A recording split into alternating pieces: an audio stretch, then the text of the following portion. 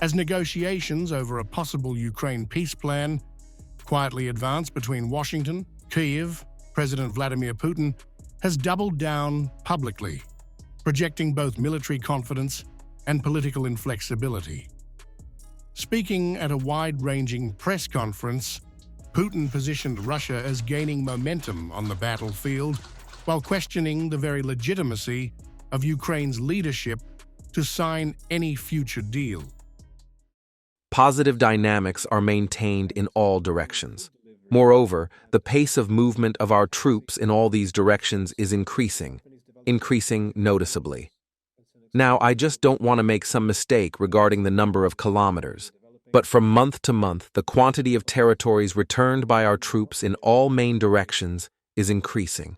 That is, the pace of troop movement is increasing.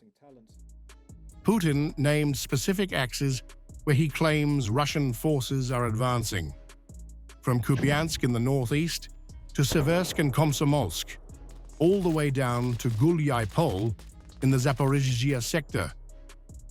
But his strongest battlefield claim focused on Donetsk.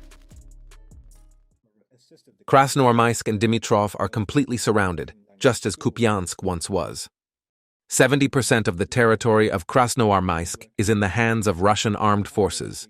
In the south of Dimitrov city, the enemy grouping is cut off, being dissected throughout the city, and our troops are moving to its systematic destruction. Putin suggested that if Ukrainian forces do not withdraw from contested areas, Russia will forcibly push them out. A message timed as diplomatic pressure mounts for a ceasefire framework. We still receive approaches about stopping combat actions here and there. Ukrainian troops will leave the territories they occupy, then combat actions will stop. They won't leave, we'll achieve this by armed means. That's all.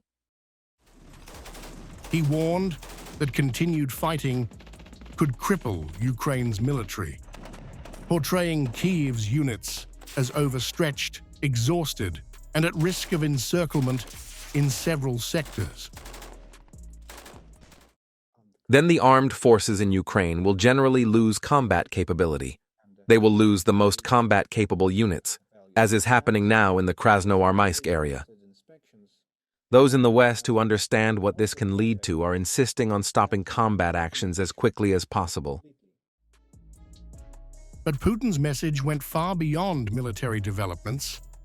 Even as the United States and Europe explored diplomatic formulas with Kyiv, Putin dismissed the possibility of any binding agreement with Ukraine's current leadership, arguing they lack legal legitimacy. Signing documents with the Ukrainian leadership is pointless. I believe the Ukrainian leadership made a fundamentally strategic mistake when it was afraid to go to presidential elections, after which the president lost his legitimate status. As soon as peace agreements are concluded, combat actions will stop, martial law must be cancelled, and elections must be immediately announced. By pairing sweeping claims of battlefield progress with assertions that Kyiv lacks the legitimacy to negotiate, Putin is crafting a unified message. Russia's military advances and its political conditions are inseparable.